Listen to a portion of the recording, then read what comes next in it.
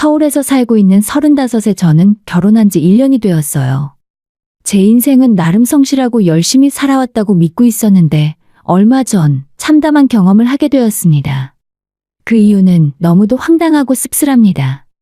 단지 제가 고졸이라는 이유 하나만으로 시어머니와 동서에게 멸시와 조롱을 받아야 했으니까요. 사실 저는 고등학교 졸업 후에 작은 IT 회사를 운영하고 있는 개발자이자 대표입니다. 보통 사람들은 이런 저희 이력을 들으면 고졸인데도 회사까지 차렸다고 하며 대단하다고 응원해주곤 합니다. 하지만 시댁 식구들의 반응은 완전히 달랐습니다. 어느 날 동서와 시어머니는 제 앞에서 서로 영어로 대화를 나누기 시작했습니다. 학벌이 더 높다는 자신감 때문이었겠죠. 문제는 그 속에 저를 향한 비웃음과 조롱이 섞여 있었다는 점입니다. 그들은 제가 영어를 알아들을 리 없다고 생각했는지 아무렇지 않게 제 뒷담화를 했습니다. 하지만 웃긴 건 제가 그 대화를 모두 알아듣고 있었다는 것이었죠. 결국 시간이 지나며 저는 그들 앞에서 제 위치를 증명해 보였고 결국 속시원한 복수를 하게 되었습니다. 그 이야기를 오늘 조심스럽게 꺼내보려 합니다. 우리 집은 형편이 넉넉하지 않았습니다. 사남매가 함께 자라다 보니 부모님은 늘 빠듯한 살림에 고생이 많으셨죠. 어린 시절엔 먹고 싶은 걸 제대로 먹어본 적도, 입고 싶은 옷을 마음껏 입어본 적도 없었습니다. 하지만 그때도 저는 부족하다고 생각하지 않았어요. 가난했지만 형제는 서로를 아꼈고 부모님은 우리를 누구보다 따뜻하게 사랑해 주셨으니까요. 저는 그런 부모님 밑에서 자란 것이 오히려 축복이었다고 믿습니다. 공부를 제법 잘했던 저는 결국 대학 진학을 포기하고 고등학교를 졸업하자마자 사회로 나갔습니다. 하루라도 빨리 가족의 짐을 덜어주고 싶었거든요. 하지만 직장에 다니면서도 마음 한편에는 배움에 대한 갈증이 남아 있었고 어느 날 IT 분야에 대한 정보를 접하면서 제 삶은 조금씩 달라지기 시작했습니다. 학원에 다니고 독학으로 밤낮 없이 공부하며 저는 실력을 쌓아나갔어요. 그러던 중 학원에서 만난 친구와 함께 프로그램을 개발하게 되었고 IT 공모전에서 수상을 하며 그 상금을 발판 삼아 작은 회사를 창업하게 되었습니다. 덕분에 저는 부모님께 집을 마련해 드릴 수 있었고 동생들에게도 조금씩 도움을 줄 수 있었어요. 그러던 어느 날 제 인생에 또 다른 변화가 찾아왔습니다. 바로 결혼이었죠. 남편과의 만남은 친구의 소개로 시작되었습니다. 그는 중소기업에서 연구원으로 일하고 있었고 젊은 나이에 빠르게 승진하며 능력을 인정받고 있었어요. 무엇보다 저를 정말 아껴주고 응원해주는 따뜻한 사람이었죠. 그는 연애 2년차쯤 되던 해 저에게 결혼을 제안했습니다. 자신이 저희 가족까지 책임지겠다는 말에 감동도 했지만 저는 아직 자리를 완전히 잡지 못한 상태였기에 망설였습니다. 하지만 이후에 회사를 안정적으로 운영하게 되면서 저 역시 마음의 준비가 되어 결혼을 결심하게 되었어요. 제가 아직 자리를 잡지 못했을 때 묵묵히 제 곁을 지켜주었던 남편에게 저는 늘 고마운 마음이 컸습니다. 그래서 결혼을 결심하면서는 자연스럽게 이런 생각도 하게 되었던 것 같아요. 남편의 가족, 시댁 식구들에게도 진심으로 잘해야지. 그 마음 하나로 저는 결혼 전 시댁에 정식으로 인사를 드리러 갔습니다. 남편의 남동생은 약국을 운영하는 약사였고 이미 결혼해서 아이도 있었어요. 그리고 동서는 서울의 유명 대학에서 강의를 하는 교수라고 하더군요. 시부모님은 두 분 다 자상한 분들이었고 시아버지는 초등학교 교장으로 정년 퇴임하신 존경스러운 분이셨습니다. 첫 만남은 의외로 따뜻했고 모두가 저를 반갑게 맞아주셔서 마음이 놓였어요. 하지만 그 평온한 분위기는 아주 짧은 순간에 무너졌습니다. 시부모님과의 인사 자리에서 저에 대한 이야기를 조심스럽게 나누던 중 시어머니는 갑자기 이런 질문을 하셨습니다. 아들한테 들었는데 너는 프로그램 개발하는 사업한다면서? 머리도 좋아야 하고 돈도 많이 번다던데 그럼 대학도 아주 좋은 데 나왔겠네? 저는 차분하게 고개를 숙이고 대답드렸습니다. 어머님, 사실 저는 대학을 못 갔어요. 집이 어려워서 고등학교 졸업하고 바로 사회생활을 시작했거든요. 그러다 직장 다니며 공부해서 지금처럼 개발 일을 하게 됐어요. 그 순간 시어머니의 표정이 굳어졌습니다. 아니 그럼 너 지금 고졸이라는 이야기야? 세상에, 정말로 고등학교밖에 안 나왔다고? 그때 동서가 대뜸 거들며 나섰어요. 그럼 고졸이에요? 저희 가족 중에 대학 못 나온 사람 한 명도 없어요. 당황스러웠지만 다행히 그때 남편이 나서서 단단히 제 편이 되어 주었습니다. 엄마, 요즘 세상에 학벌이 뭐가 중요해요? 지영이는 지금까지 누구보다 열심히 살았고 겨우 그런 걸로 사람 평가하면 안 되죠. 시아버지 역시 남편의 말에 힘을 실어주셨고 동서도 대충 얼버무리며 수습하는 듯했죠. 그날 이후 시어머니도 별다른 말씀이 없으셨기에 진심 어린 놀라움의 표현이었다고 넘기기로 했습니다. 겉보기엔 아무 문제 없어 보였어요. 여전히 시어머니는 친절하셨고 동서와도 불편함 없이 대화를 나누었으니까요. 하지만 역시 사람 속은 쉽게 알 수 없는 것이라는 말처럼 그들의 본심은 서서히 드러났습니다. 결혼한 뒤 얼마 지나지 않아 시댁에 초대받아 식사를 하게 되었어요. 가족끼리 오붓하게 저녁을 먹고 식사 후엔 여자들끼리 주방에 남아 차를 마시게 되었는데 그 자리에서 그동안 감춰졌던 본심들이 드러났습니다. 남편과 시아버지가 자리를 비운 순간 시어머니와 동서는 마치 짝이라도 한 듯 영어와 대학 이야기로 대화를 시작했습니다. 어머님은 대학 때 영문학 전공하셨죠? 그때 얼마나 인기가 많으셨는지 미팅도 줄을 섰다면서요. 그럼 내가 그때 영어 얼마나 잘했는데? 뭐 예뻐서 그랬는지 남자들이 줄줄이 따라다녔지. 그 시절엔 참. 진짜 멋져요. 역시 우리 어머님은 존경할 만하다니까요. 대학 교수 며느리랑은 대화가 통하니까 너무 좋아. 자랑스럽다, 내 자랑. 그리고 그 다음 말은 너무도 노골적이었습니다. 근데 형님은 저랑 어머니 얘기 좀 어려우시죠? 아무래도 대학을 안 나오셨으니. 저희끼리 얘기하는 게 좀 수준이 높긴 하죠. 그 순간 차를 마시던 제 손이 잠깐 멈췄습니다. 한숨이 나올 만큼 유치하고 또 안타까운 대화였어요. 시어머니는 자신이 대학에서 얼마나 인기가 많았는지를 이야기했고 동서는 그에 맞장구 치며 자신의 지적 우월감을 드러내려 애썼습니다. 그런 유치한 자랑은 요즘 중학생들도 부끄러워할 것 같았어요. 하지만 저는 아무 말하지 않았습니다. 아니, 일부러 말하지 않았어요. 제가 입을 여는 순간 저와 그들이 같은 위치에 서게 될 것 같았기 때문입니다. 그들의 수준에 제가 끌려 들어가고 싶지 않았어요. 그래서 조용히 거리두기를 시작했습니다. 얼마 후 또 한 번의 사건이 있었어요. 시아버지께서 가족이 모두 얼굴을 보며 식사하자고 하셔서 서울 외곽에 위치한 한 식당에서 점심을 함께하게 되었죠. 식사 후엔 근처에 있는 대형 카페로 자리를 옮겼고 여자들끼리 먼저 2층 자리를 잡아 앉고 있었습니다. 남편과 시아버지는 음료와 디저트를 받아오는 중이었고요.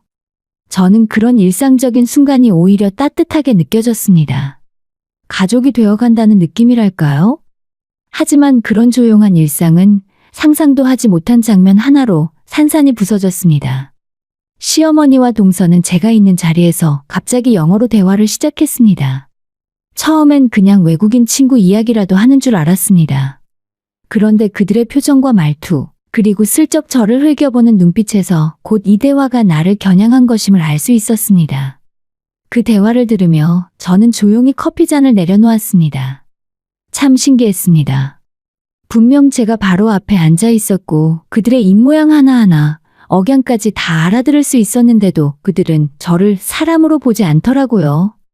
속에서 뭔가가 부글부글 끓어올랐습니다. 하지만 그 감정을 어떻게 다뤄야 할지 한동안 아무 말도 할 수 없었어요. 사실 저는 영어를 제법 잘하는 편이에요. 고등학교를 졸업하고 직장 생활을 하면서 틈틈이 독학으로 공부했거든요. 외국 기업과도 거래하며 이메일과 화상회의를 셀 수 없이 진행했고 개발 관련 해외 문서를 번역해서 보는 일도 자연스러워졌습니다. 그러니까 지금 내 앞에서 벌어지고 있는 이 유치한 연극이 얼마나 우습고도 가여운 짓인지 저는 너무도 명확히 이해할 수 있었던 거예요. 그 순간 어떤 생각이 들었습니다. 여기서 한번 기억에 남을 대답을 해줘야겠다. 그래서 저는 조용히 미소를 지으며 정확하고 또렷한 발음으로 입을 열었습니다. 제가 그들의 말에 영어로 대답을 하며 끼어들자 시어머니와 동서의 표정은 마치 시간이 멈춘 듯 굳어졌습니다. 커피잔을 들고 있던 동서의 손이 살짝 떨리는 것도 보였고 시어머니는 당황한 기색을 숨기지 못한 채 제 얼굴을 제대로 쳐다보지도 못하셨습니다. 저는 거기서 멈추지 않았어요. 이번엔 한국어로 또박또박 말을 이었습니다. 제가 고졸인 건 사실이에요. 부끄럽지 않아요. 오히려 그걸 딛고 여기까지 온 제 인생이 자랑스럽거든요. 하지만 어머님과 동서가 오늘 보여주신 모습은 스스로 부끄러워하셔야 할 것 같아요. 학력은 사람을 완성시키는 조건이 아니에요. 교양, 겸손, 존중이 없는 학력은 그냥 장식일 뿐입니다. 그 말이 끝났을 때 그 자리에 잠시 정적이 흐르더라고요. 그리고 마침 남편과 시아버지가 자리에 도착했습니다. 표정이 굳은 시어머니와 동서를 보고 이상하게 생각한 듯 했지만 저는 아무 말 없이 웃으며 남편이 건네준 커피를 받아 들었습니다. 시어머니와 동서가 저를 무시하며 영어로 주고받던 대화, 그 유치한 조롱이 얼마나 잘못된 것인지 저는 똑똑히 알아들을 수 있었습니다. 게다가 그들의 영어는 마치 교과서에서 본 콩글리시의 전형이었고 억지 발음과 부정확한 문법이 뒤섞인 말들이라 오히려 듣는 제가 다 민망할 지경이었죠. 그럼에도 불구하고 저는 그날 그냥 참았습니다. 왜냐하면 이 일이 한 번으로 끝나지 않을 거라는 걸 저는 이미 알고 있었거든요. 그들의 행동은 단순한 무례가 아니라 고의적인 조롱이었습니다. 그리고 그들의 그릇된 우월감은 언젠가 반드시 부메랑이 되어 돌아올 거라고 저는 믿었어요. 그러던 어느 날 마침내 기회가 찾아왔습니다. 바로 제 생일날이었죠. 시어머니는 동서와 함께 생일상을 차려주겠다고 연락을 주셨습니다. 표면적으로는 가족이니까 정성껏 축하해주고 싶다는 말이었지만 그 말 뒤에 숨겨진 의도가 뻔히 들여다 보였어요. 저는 처음엔 거절하려다 시아버지를 생각해 가기로 결심했습니다. 그리고 그 자리를 그들의 본색을 드러내고 반드시 마무리를 짓는 계기로 삼기로 했어요. 시댁에 도착하기 전 저는 남편에게 부탁했습니다. 여보, 오늘 내가 문자 보내면 무슨 일이 있어도 바로 내가 있는 곳으로 와줘. 왜인지는 나중에 알게 될 거야. 남편은 고개를 끄덕이며 약속했습니다. 알겠어. 중요한 일이라면 꼭 그렇게 할게. 그렇게 시댁에 도착했고 예상대로 시어머니와 동서는 저에게 생일상을 차려주며 착한 시가 식구들처럼 행동했습니다. 하지만 식사 후 남편과 시아버지 그리고 동서의 남편이 잠시 외출을 한 순간 또다시 익숙한 상황이 시작되었습니다.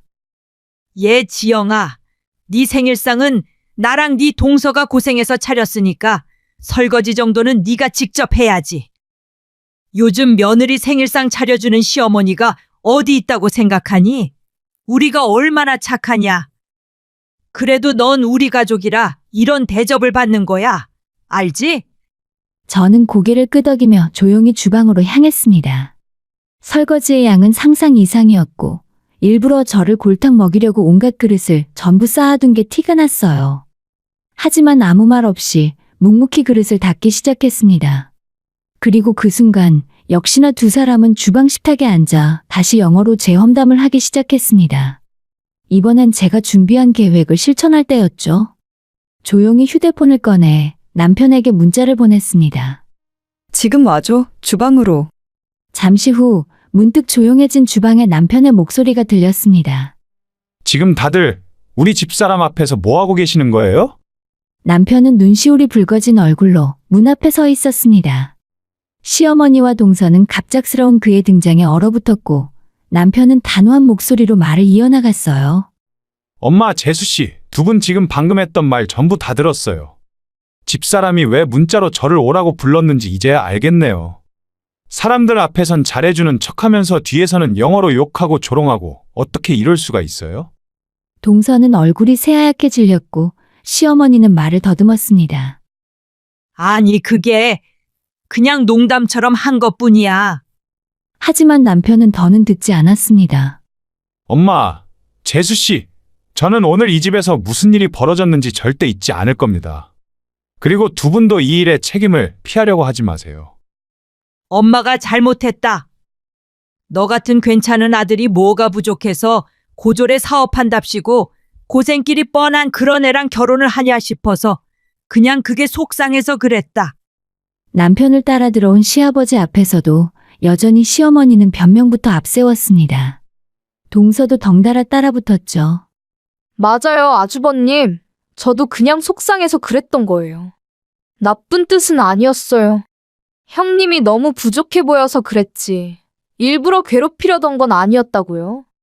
하지만 그런 말이 변명이 된다는 것조차 두 사람은 몰랐나 봐요. 그래서 남편이 더는 참지 못하고 입을 열었습니다. 지금 두 분 그걸 다 변명이라고 하는 거예요? 우리 집사람이 무슨 능력이 없어요? 저보다 훨씬 능력 있고 똑똑하고 솔직히 저한텐 과분한 사람이에요. 그런 사람을 엄마랑 재수 씨가 고졸이라는 이유 하나로 이렇게 무시해요. 엄마랑 재수 씨가 진심으로 반성하고 집사람에게 제대로 사과하기 전까진 다시는 집에 안 올 거예요. 정말 실망이에요. 남편은 단호하게 제 손을 잡고 시댁을 나섰고 그날 저녁 내내 저에게 여러 번 사과했습니다. 여보, 엄마랑 재수 씨 때문에 그동안 얼마나 힘들었어. 왜 그걸 나한테 숨기고 있었어? 미안해, 내가 다 지켜주지 못해서. 저는 그런 남편에게 웃으며 말했어요. 그냥 유치하게 구는 어머님이나 동서를 상대할 필요가 없다고 생각했어. 그런데 점점 도가 지나쳐서 당신한테 알리는 게 맞겠다고 판단한 거야. 당신이 괜히 나 때문에 어머니랑 사이 안 좋아질까봐 망설이기도 했고. 아니야, 당신은 잘했어. 잘 참았고 잘 견뎠어. 하지만 앞으로는 그럴 필요 없어. 난 당신 편이야, 무조건. 며칠 후 남편이 모든 일을 시아버지께 말씀드렸고 시아버님은 사건의 전말을 듣고는 크게 분노하셨다고 했습니다. 그리고 결국 시어머니와 동서는 저에게 정식으로 찾아와서 사과했습니다. 지영아, 미안하다. 내가 생각이 짧았어. 형님, 정말 죄송해요. 다시는 그런 말 안 할게요. 진심인지는 알 수 없었지만 저는 딱 한 번만 용서해보기로 했어요. 그 결정의 이유는 단 하나, 시아버지를 생각해서였습니다. 시아버지는 저를 늘 딸처럼 대해주셨고 그런 분이 저 때문에 속상해하시는 건 보고 싶지 않았거든요. 괜찮습니다. 저도 앞으로는 좋은 가족이 되고 싶어요. 하지만 그 사과가 끝난 지 얼마 지나지 않아 모든 것은 다시 제자리로 돌아갔습니다. 그날은 시아버지 생신 기념으로 다 함께 가족여행을 간 날이었어요. 펜션 테라스에 나와서 조용히 바람을 쐬며 영어 원서 소설을 읽고 있었죠. 그런 저를 본 동서는 또다시 비웃음을 터뜨리며 다가왔습니다. 어머, 형님, 지금 그거 뭐 하시는 거예요? 어머님이랑 제가 영어로 대화하니까 부러웠나 봐요? 그래서 읽지도 못하는 영어책 들고 와서 읽는 척 하는 거예요? 형님, 자격지심 너무 티나거든요?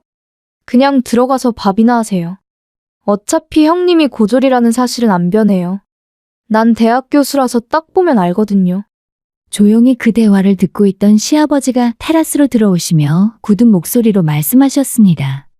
세진이 너 지금 무슨 말을 하는 거냐? 동서는 화들짝 놀라며 뒤를 돌아봤고 시아버지는 천천히 동서에게 다가가셨습니다. 내가 너희 문제 지켜보면서 한 번은 넘어갔다. 그런데 아직도 정신을 못 차렸구나. 네가 배운 사람이라며 교수라며. 그런데 왜 사람 대하는 예절 하나 못 배웠니? 지영이가 고졸이면 어떻고 사업가면 어떠냐? 네가 그렇게 자랑하는 대학 교수라는 직함보다 훨씬 더 자랑스럽다. 부끄러운 줄 알아라. 시아버지의 단호한 호통이 펜션의 조용한 공기를 갈랐습니다. 두말할 것도 없고 당분간 시댁 오는 일은 없도록 해라. 난 사람을 학벌로만 평가하는 그런 무식한 며느리를 둔 적 없으니까 다시는 내 눈앞에 나타나지 마라. 시아버지의 이 한마디로 동서는 그날 시숙과 함께 펜션에서 쫓겨나듯 떠나야 했습니다. 그렇게 모든 것이 끝나는 듯 했죠. 하지만 며칠 뒤 저는 도무지 이해할 수 없는 상황을 맞이하게 되었습니다. 시어머니가 저에게 전화를 걸어 화를 내기 시작한 겁니다. 너 이거 어떻게 할 거냐? 너 때문에 세진이가 집에 오지도 못하고 너 같은 별 볼 일 없는 며느리 때문에 내가 소중한 교수 며느리 얼굴도 못 보고 산다. 그 말을 듣는 순간 저는 참았던 모든 감정을 담담하게 쏟아냈습니다. 어머님, 지금 이게 제 탓이에요? 동서가 가만히 있는 저한테 먼저 시비 걸다가 아버님께 들켜서 쫓겨난 거잖아요. 그건 어디까지나 본인의 잘못이죠. 그리고 어머님, 저도 참 많이 참았습니다. 남편 생각해서 가족 생각해서 그냥 지나가려 했지만 어머님까지 저를 무시하며 동서랑 영어로 저 흉보고 조롱하시던 모습 아직도 잊지 못해요. 제가 못 알아들을 거라고 생각하셨겠지만 다 알아들었어요. 대한민국 부자들, 대기업 회장님들, 대학 안 나온 분들 많습니다. 사람을 학벌로만 판단하고 무시하지 마세요. 너 지금 말 다 했니? 이 싸가지 없는 것이. 그 말을 끝으로 저는 전화를 끊어버렸어요. 그리고 그날 이후 시어머니와 동서와의 인연은 완전히 끊겼습니다. 그로부터 석 달쯤이 지났을까요? 전혀 예상하지 못한 기회가 찾아왔습니다. 저희 회사에서 개발한 소프트웨어가 해외에서 호평을 받아 미국에서 열린 국제 IT 컨퍼런스에 초대되어 발표를 하게 되었고, 이 발표를 계기로 국내의 한 대학교에서 강연 요청이 들어왔습니다. 놀랍게도 그 대학은 동서가 교수로 있는 학과였고, 제가 강연하게 될 학과 역시 바로 동서가 소속된 곳이었어요.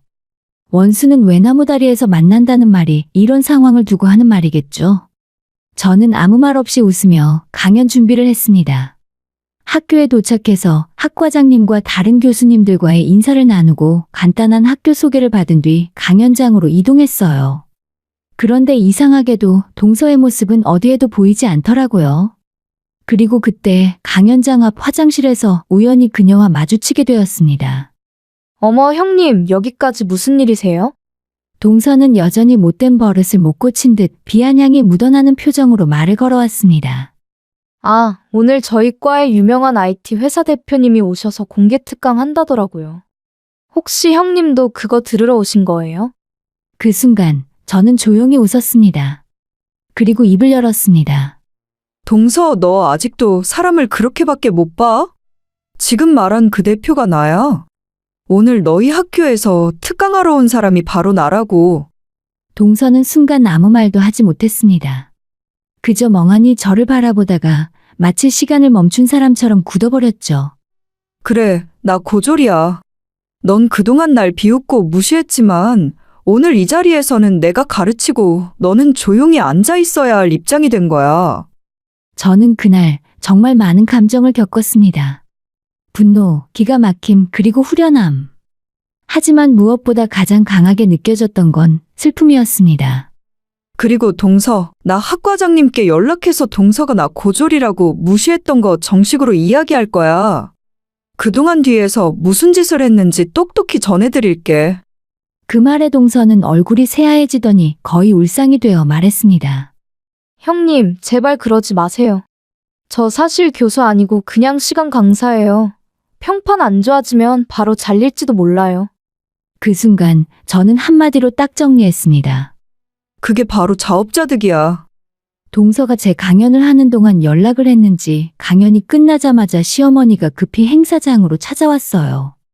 어디선가 헐레벌떡 달려온 시어머니는 저를 보자 눈을 비비며 확인을 하더니 아주 달라진 태도로 말을 걸어왔습니다. 지영아, 정말 너였구나.